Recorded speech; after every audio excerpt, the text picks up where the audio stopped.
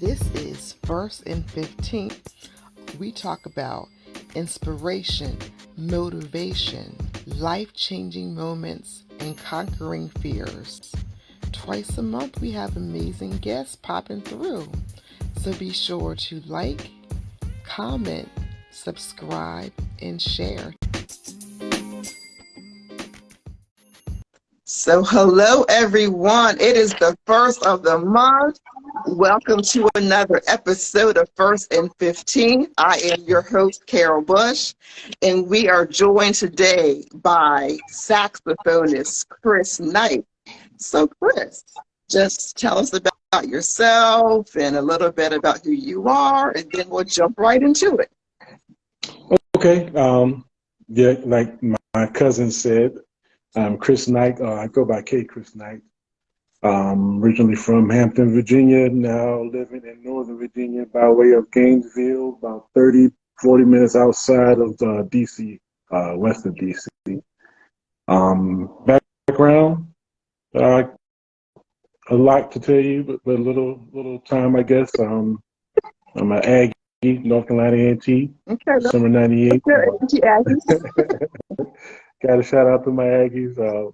I currently work for the government, contracting for the government of network engineering, level 2 engineering.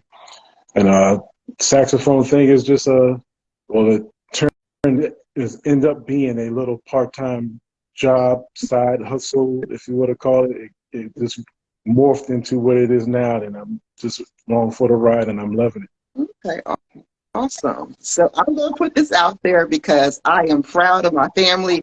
I must say, hands down, I think you are the most sought after saxophone player in the DMV and maybe in the whole mid-Atlantic, because you be traveling. Beyond DMV, you be on the road for your side job. Play sax. So, okay, so I know, it is March 1st, and so I'm on a music note, actually have on some socks that are very, very musical theme. Now, they're the music socks, but I do have on some music socks right now. So let's go ahead and jump into it, Chris. Okay. So how long have you been playing on the sax? And then how did you get started doing that?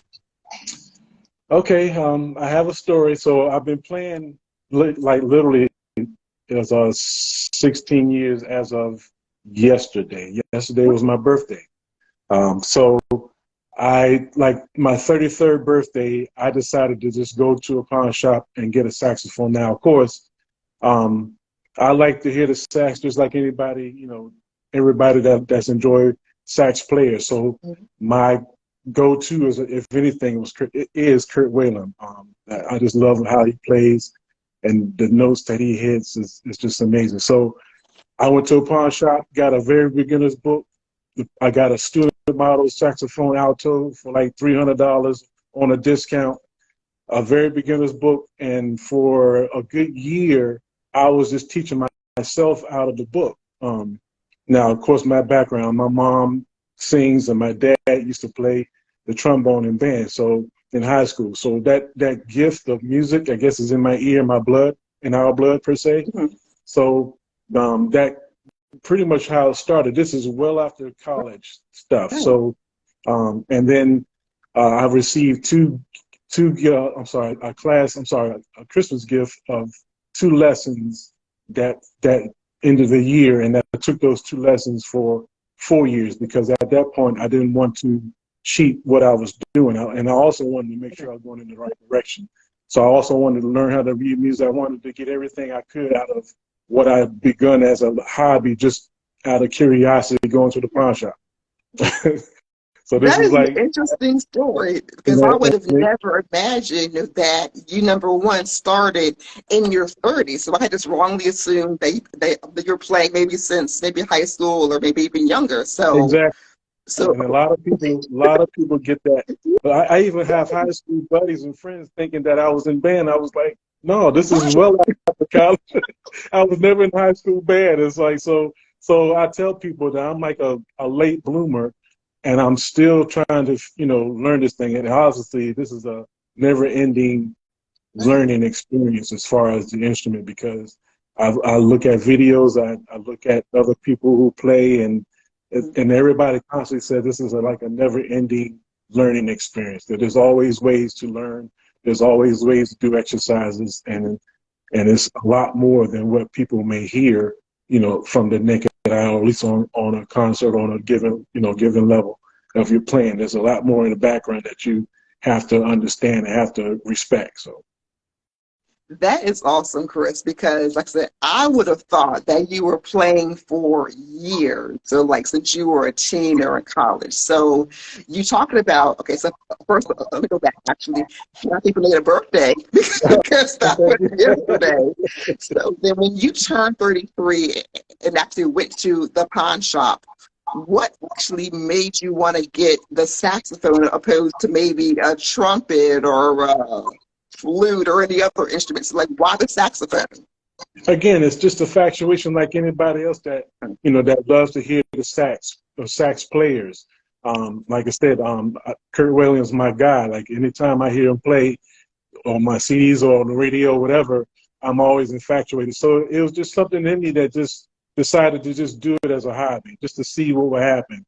I just had just the time to say, I guess that's my inquisitive side, I guess the curiosity side of me, that just wanted to do and see what happens. I didn't know it would turn into this. I mean, it was just a hobby thing, just to toy around on the side to say I have a hobby, and just like anybody that would do like arts and crafts or pick up photography or something like that. It's just me picking up the saxophone and didn't know it would grow to this. So it was like a hidden talent that I discovered, per se, if you want to look at it like that. Definitely, because again, like you were 33, and so what did your mom and dad think? Like when you turned 33, you're starting this whole new hobby at the time. But like, what did your mom and dad think about you trying this instrument at a late stage in middle life? It was cool. They were not surprised, and then at the same time they were surprised. So, my mom was a phenomenal singer in high school and college. So, and my dad, of course, he's always talking about icing on enforcement, everything. So, so for me to have some type of musical something, they were not surprised. But the fact that I'm not singing or, I guess a brass instrument, that was the surprising part. And the fact that, I guess at that point when I told them about it and what I'd done, at least the first song I did, I can't even remember it, it was that look on their faces that was shocking. But then at the same time, it still happens today, even when I go play places, I come in and I'm not, I guess all extravagant and I just come in and do my thing. But then that first song or that first note, I always look at people's expressions to see that I guess they're amazed or didn't know that would come from me. As I don't think I have a musical appearance, but You're very laid back. You have a very welcoming, like chill here. Like you're not going to be up there in a tux and a bow tie. That's not you. I'm to myself. I'm a very quiet person. I'm very, very humble. I will say I'm very, very, very humble. So, and I don't know who's in the audience. So when I come out with my first song and that first note, and I see the eyes that open up, then I know I got you. But then that's me expressing myself because of the fact that I'm a quiet introvert person. So it's almost me expressing myself behind the horn. So that that kind of goes into another subject, but that was kind of like their expression of me. And of course, to get back on it, I used to beat them up all the time. Like, this could have been a scholarship at A&T or wherever. This would have been discovered in high school or elementary school, but playing the saxophone. To this level, I'm like, this could have been scholarship money right here, but that was just a little joke. But at the same time, it could have been if they would have pushed me. But my parents were that type of people where they pushed me into things. They just let me discover things on my own, and it's one of those things I discovered, per se. I absolutely love that. So I'm learning some great things about you, Chris, right now. Like, I'm learning a lot. Only like a few minutes in. You talked about one artist so far, but who have been your top two musicians who have really inspired you to keep on going with the saxophone? Well, celebrity-wise, is Kurt Whalen, hands Right.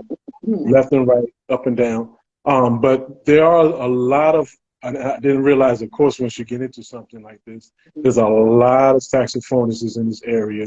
One particularly, I should say, is a guy named Skip Pruitt. He plays at the church I used to belong to, but I'm always in. I haven't seen him recently, but that's just because I moved out of the area. But the style that he plays is similar to Kurt Whalen's to that degree, but his style is so soulful. You know, it's not I would say not like your traditional style of playing. Is more soulful, and every time I see him play, I just observe the crowd out, in the audience, and everybody's captivated by his sound and his soulful. And I mean, it sometimes brings tears to people's eyes, and I'm like, if I could just get to that level. I mean, of course, I'm learning now. I can't be a Kurt Whalen. I can't be a Skip Pruitt. I can't be a Marcus Mitchell. I can't be a Gerald Albright. I have to be me, per se. So because of that, I try to take bits and pieces from everybody that I've come across. And I mean, I've come across a lot of them in this area. And to that degree, and everybody tells me, man, you're there, you're ready, you're set. But at the same time, I'm like, there's so much I still have to learn. There's so much I still want to do.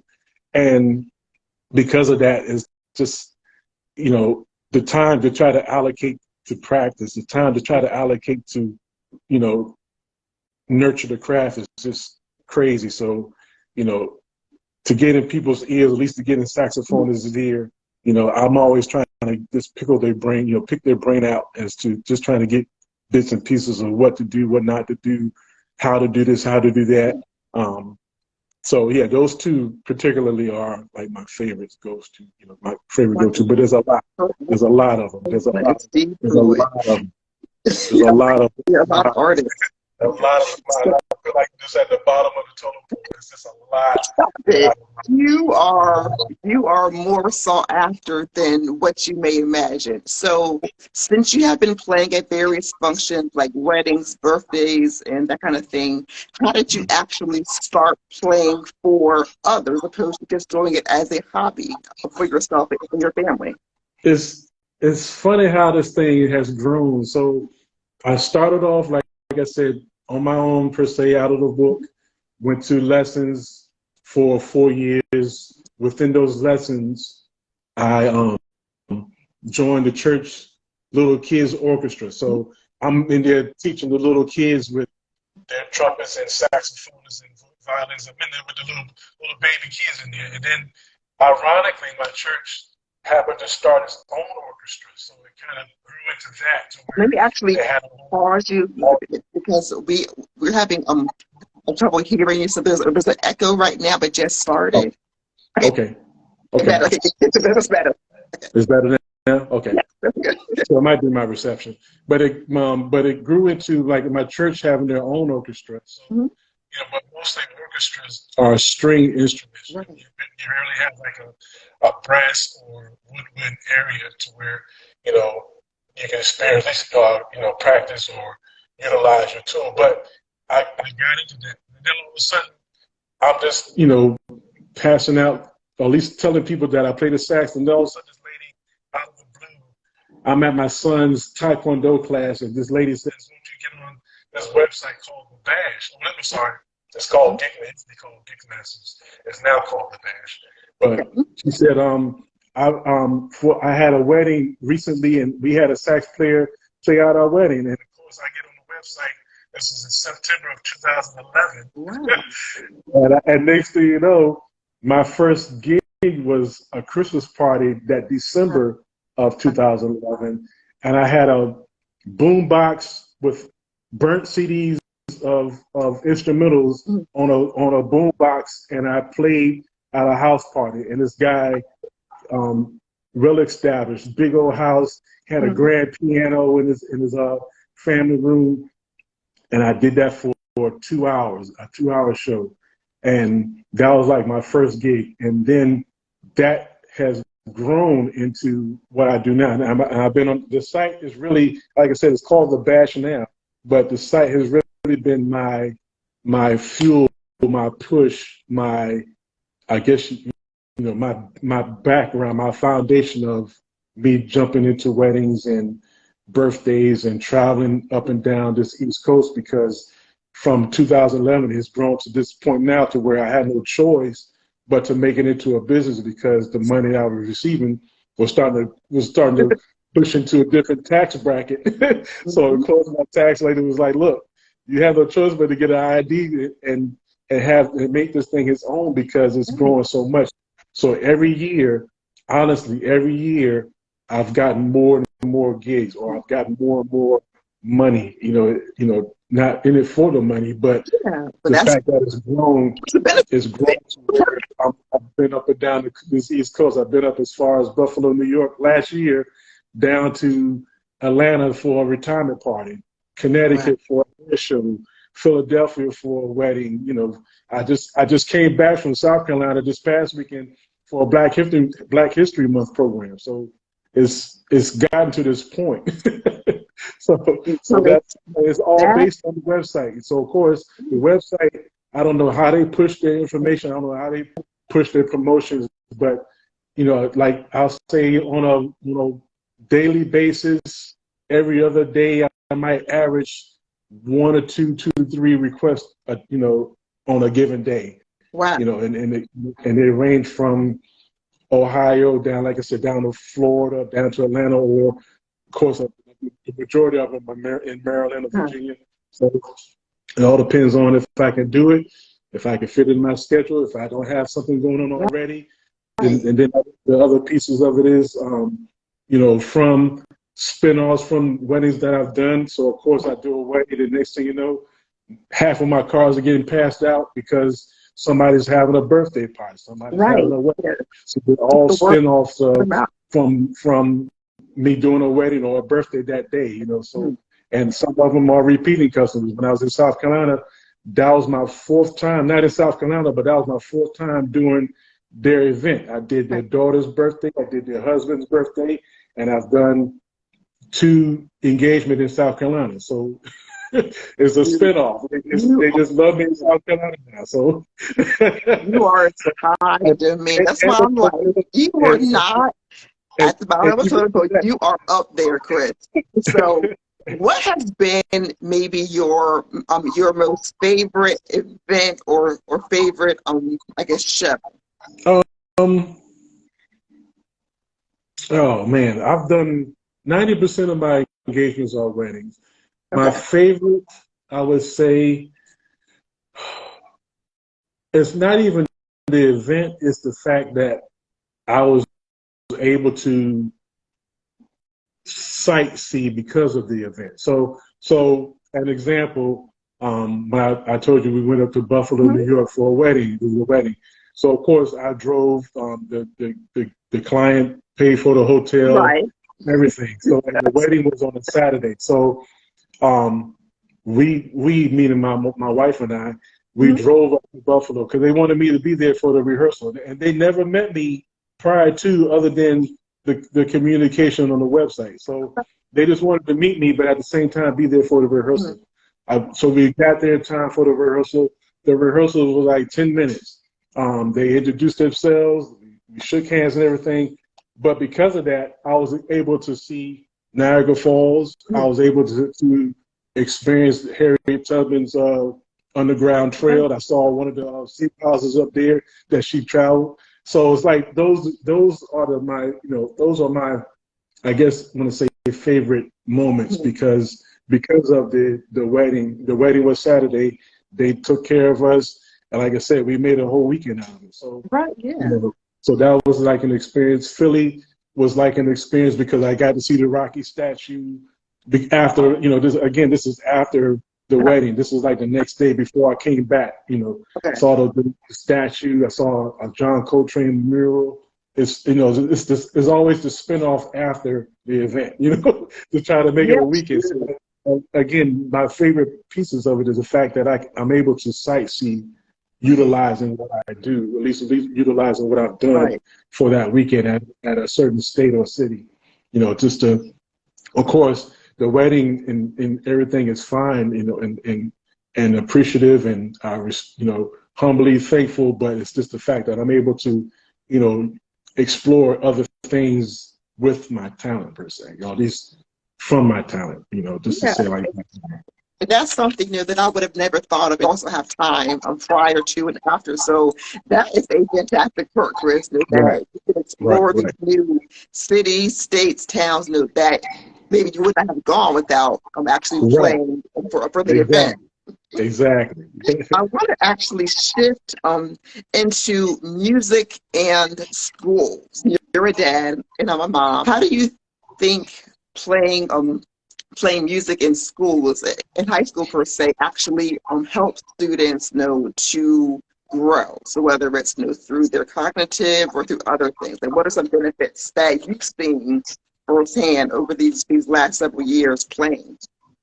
Well, of course, I think any type of elective is important other than, your schoolwork, because Right. that allows your brain to, explore things that you probably didn't know you could do or probably didn't know that interest you. So music, I'll say specifically, um, I think it's a very good tool because I haven't, at least I never experienced it in high school or grade school.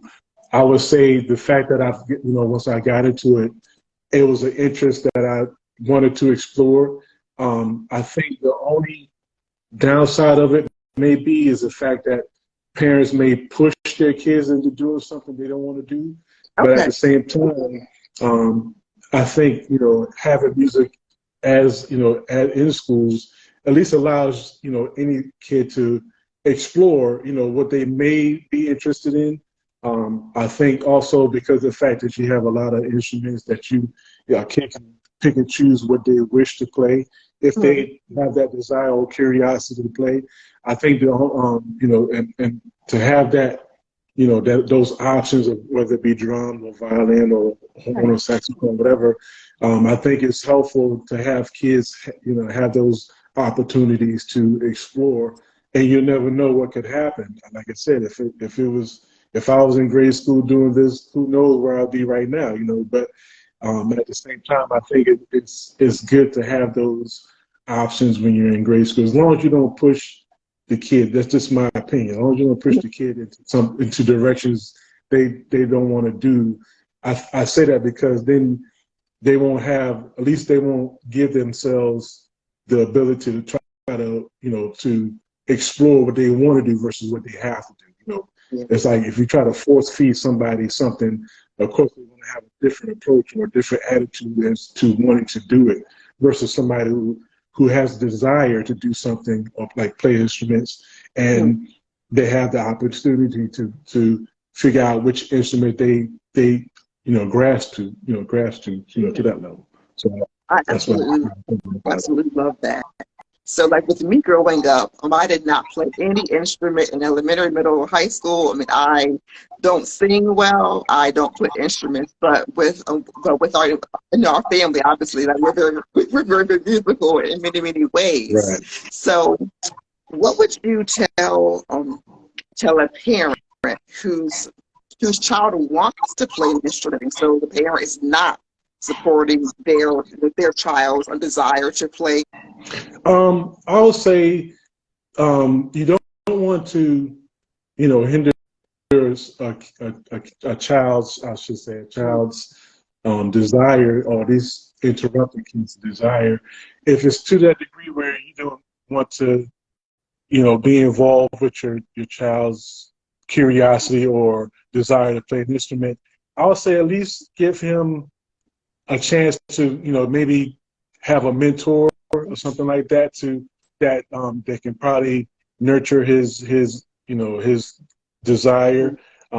As a parent, I think you shouldn't. It's one thing to discourage a kid to not do something that could be beneficial, but at the same time, at least if you don't want to put the time in to do it, at least give him the opportunity to have somebody like a mentor or a Right. teacher that's willing to help, or at least, teach the kid, versus the parent. The parent may not have time. The parent maybe despise the drums or doesn't want to hear the screeching and the clawing of the chalkboard per se. And I get it. I understand. But at the same time, you don't want to hinder a kid from doing something that may be beneficial to him. It may be beneficial to him on a personal level. It may be something that's comforting to him, to where it may break his shyness. You don't know. I mean, and it's something that, I don't think as parents you should hinder any kid to explore. If it's something that's positive, of course. Right. If it's something that's positive, beneficial. And because you'll never know what's going to happen, what could happen, and he could be the next, Mozart. But for a parent to discourage that, I think is wrong. But you should at least find alternatives to help, or help the situation at hand, being that you're not interested, but at least explore other ways to help the kid if he really wants to do. Right. I have a couple of stats that I want to just go over before we wrap up, because I was like, let me get some stats about music and schools. So what I have found is about graduation rates and higher school attendance. So according to NAMN, which is, let's see what that actually stands for, NAMN, and I'll have the stat in the caption as well. But then with this study, they actually found that on graduation rates, there was about a 22% high graduation rate for schools that actually had music as part of their programming. And then also for attendance, it was comparable. It was about, let's see. So for attendance, actually, it was about 9% higher, and then for graduation rates, it was about 17% higher for those schools that that actually have music as part of other programming. So I am a big supporter of music education. So whether it's the orchestra, the string, the brass instruments, I didn't play those growing up, but my oldest daughter did up until about 4th or 5th grade. So I am a huge advocate of just students having a chance to try something new, whether it's drama, theater, band, choir, that kind of thing. Right. So we actually had a question from Jonna of Savor the City, DMV. She was asking, how do we find out more about you, and how do we book you for events? Yes. As of right now, I'm putting it in my website. Hopefully is correct, but I put it in the chat. That. Okay, I'm going to pin that also to the comment. Did you see it? Did it come up? Yeah, okay. I see it. Yes. thebash.com/Chris-Knight. Yeah, thebash.com/Chris-Knight. Yeah, that's my main go-to website. I'm also on Gig Salad, but that's kind of like my backup, my secondary, but my primary is thebash.com. Okay. That's my own website link, I should say. Also, you can find me on Facebook as Chris Knight. Also on Instagram at Saxy Alpha. That's Saxy, not sexy. Saxy Alpha on Instagram as well. And all of those sites have, or at least both of those sites have my website link on them. So, and don't hesitate to call me. I'm always taking calls as well. I'm gonna put my phone number in here. Mm-hmm. It's been my phone number for the past 50 years, 50 plus years. So don't hesitate to text me or call me. Mm-hmm. Even when I get calls as well. Somebody called me and said, "Well, I saw you at so and so," or somebody gave me your number to contact, and as soon as we talk, I give them my link to Okay, that way put they up. can find you that way. Yeah. So my website has a request that you can put a free request in, Okay. put all the detailed information that you need, and I respond with my fee and my availability. Awesome. Is there anything else that you want to share before we wrap up about either your background playing saxophone or anything else that we have covered today? No, but I do greatly appreciate you having me here, of course. I tell everybody, anybody that is having a party, just keep me in mind, or just, that's all I ask, just keep me in mind. I don't try to push anything upon anybody. I play the sax just because I enjoy playing it. It's not for any type of beneficial reasons other than the enjoyment of me having my moment of peace with myself and my instrument, expressing myself through the horn, beyond my shyness per se. It's But actually this just came to me just now with this question. Okay, so I know that you started when you were 33. So then, since you have a son as well, and you still want to also learn more about the instrument and learn new skills, because I think that you're the boss, but you want to learn more, so that's fine. But then, where do you see yourself in terms of the saxophone, and then also showing your children, like, in terms of either saxophone or some or a different instrument? well, to answer the first question, like I said, it's grown into a Right. business.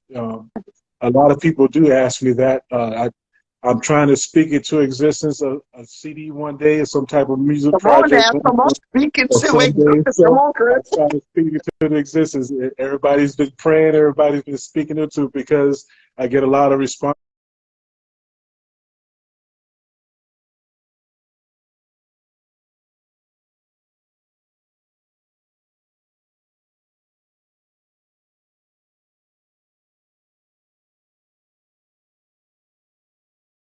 Or somewhere where some little kids can take lessons. And I say that because my kids, my son and daughter, they are musically inclined as well. My son tried the bass and the fingering thing wasn't good enough, or at least he wasn't getting it. And this joker messed around and turned around and started taking drum lessons. I'm like, how you go from your all hands to like your hands and your feet? But he grasped it, and to the degree where his instructor was even giving him little kids to teach as well. So that background in music of, he's not into it now, but this is like what he used to do in high school. So that was like his little side hustle, getting little pocket change when he was teaching the little kids the basics of drums. My daughter, she was in violin and she was also in piano. So again, I didn't push these on them. I didn't push this on It was them. their It was choice. just Yeah. one of those, you know, I told them to find some type of after-school activity, whether it be a Okay. sport, whether it be a music thing, whatever the after-school activity is, try it. So that was like kind of my way of pushing them to try something other than school. So of course that kind of fell into drums and guitar, and was in violin as well. So and then Kendall was in violin and piano, but Kendall was also in ballet and stuff like that. So it was just, again, in general, just trying to give them things to do outside of school and kind of keeping them busy, but also trying to give them opportunities to explore. Of course, with that in mind, I'm the one taking them to practices. I'm the one taking them to functions, which I didn't mind. And ironically, thank goodness, thank God that everything just kind of fell into place on top of what I was already doing with my, so everything You work kind full of time as well. You have a full time job. For life too. People work with me. My wife worked with me. If I couldn't take them places, she was willing to do it. So it was things just kind of fit in that perspective, and they still are fitting. So yeah, so I know I just I look at it from that perspective. Where my saxophone thing is going, I don't know. I'm just taking it for the ride. I'm enjoying the ride thus far. I keep my opportunities open. If anybody tags me about wanting me to lay tracks on something or lay horns on something else, or somebody gives me an opportunity to say, come join our band. I'm in 2 bands now, at least, at this given moment. So I'm just keeping the doors open and never turning down opportunities, because you never know what can happen. Right, you And never thus know what far, can happen. it's been And great. let So me thus far, it's been say, great. And I I'm am still learning. I take that as learning curves, learning experiences, trying to build upon what I've done thus far. well.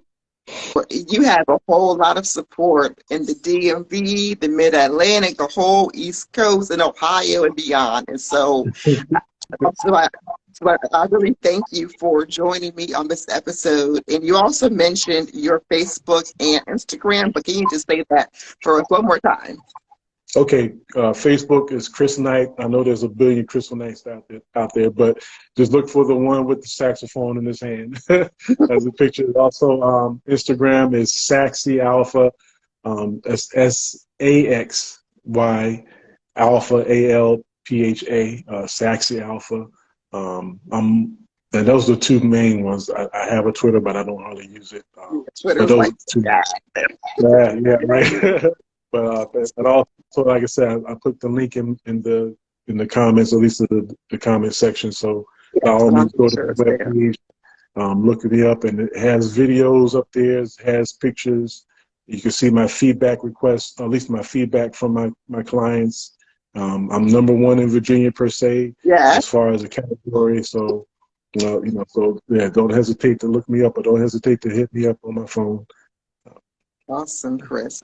And we do have a comment from Nate Dogg VA. What's good, bro? What's good, y'all? That's my man. That's my man. That's P-Town right there. That's P-Town. But I have thoroughly enjoyed our conversation, Chris, about saxophone and also about not being afraid of trying new things. So I hope that those of you who are watching this live or on the replay, I really understand, that y'all can try new things at any age, and then also you never know where those things may take you. Because look at me, I'm 42 years old, starting this whole podcasting, Instagram Live, YouTube, and I'll see where this takes me because I have no idea where it's going to take me. I have no clue. But thank you again, Chris, for joining us, and everyone have a good evening. Goodbye, everybody.